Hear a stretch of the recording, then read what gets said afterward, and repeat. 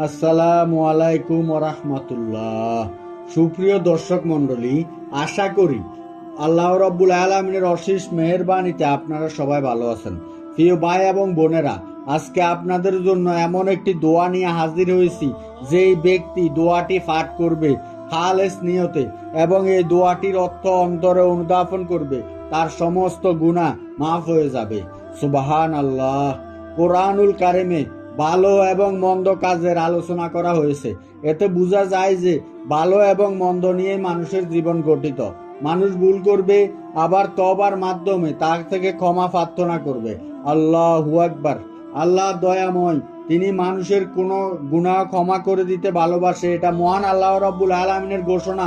মানুষ পাপ করবে, আবার অনুতপ্ত হয়ে আল্লাহর কাছে ক্ষমা চাইলে আল্লাহ তাআলা মাফ করে দেন। সেই ব্যক্তি আল্লাহ তাআলার সবচেয়ে প্রিয় বান্দায় পরিণত হবে। এটাও আল্লাহ তাআলার ঘোষণা। কেননা যখন একজন অপরাধী আল্লাহ তাআলার কাছে ক্ষমা প্রার্থনা করে, তখন আল্লাহ তাআলা খুশি থাকেন। এই জন্য আল্লাহর কাছে ক্ষমা প্রার্থনা করতে হবে। খাঁটি তওবার মাধ্যমে ক্ষমা ও মুক্তি চাইতে হবে। নবী করিম সাল্লাল্লাহু আলাইহি ওয়াসাল্লাম গুনাহ থেকে রক্ষা পেতে তওবা করার পরামর্শ দিয়েছিলেন।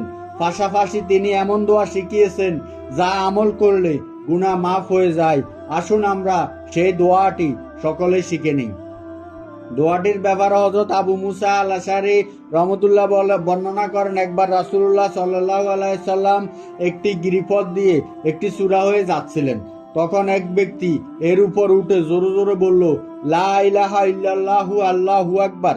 হযরত আবু মুসা বললেন, তখন রাসূলুল্লাহ সাল্লাল্লাহু আলাইহি সাল্লাম তার খচ্চরে আরোহী ছিলেন। তখন রাসূল সাল্লাল্লাহু আলাইহি সাল্লাম বললেন, তোমরা তো কোনো বদী কিংবা কোনো অনুপস্থিত কাউকে ডাকছো না। অতঃপর তিনি বললেন, হে আবু মুসা, হে আব্দুল্লাহ, আমি কি তোমাকে জান্নাতে দনাগার লাভের একটি বাক্য বলে দেব না? আমি বললাম, হ্যাঁ ইয়া রাসূলুল্লাহ, বলে দিন। তিনি বললেন, তাহলে লা হাওলা ওয়ালা কুওয়াতা ইল্লা বিল্লাহ, অর্থাৎ আল্লাহ ছাড়া কোনো ভরসা নেই, কোনো ক্ষমতা বা অশক্ত নেই। একবার আসুন, যে দোয়াটি একবার পাঠ করলে সমস্ত গুনাহ, সমস্ত অপরাধ আল্লাহ পাক রব্বুল আলামিন মাফ করে দিবে। সেই দোয়াটিও এই দোয়ার মতো, শুধু তার আগে আপনাকে আর একটু বেশি দোয়া পড়ে নিতে হবে।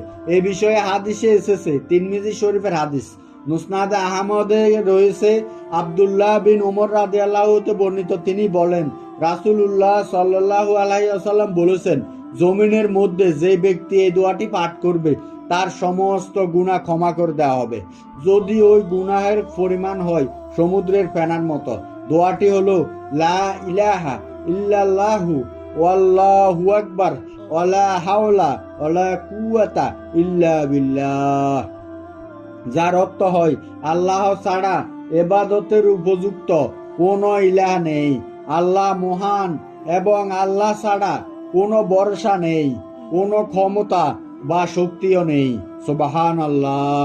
হৃদয় উজাড় করে দিয়ে রব্বুল আলামিনের দিকে কলবের দৃষ্টি স্থাপন করে আপনি মন থেকে পড়তে থাকুন, লা ইলাহা ইল্লাল্লাহু আল্লাহু আকবার ওয়ালা হাওলা ওয়ালা কুওয়াতা ইল্লা বিল্লাহ।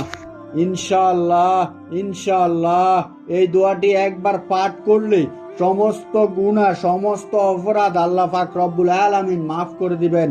এবং শুধুমাত্র লা হাওলা ওয়ালা কুওয়াতা ইল্লা বিল্লাহ এটি পড়লে হাদিসের ঘোষণা অনুযায়ী জান্নাতের দনাগার লাভ হয়, যাতে রয়েছে বান্দা যাবতীয় কল্যাণ।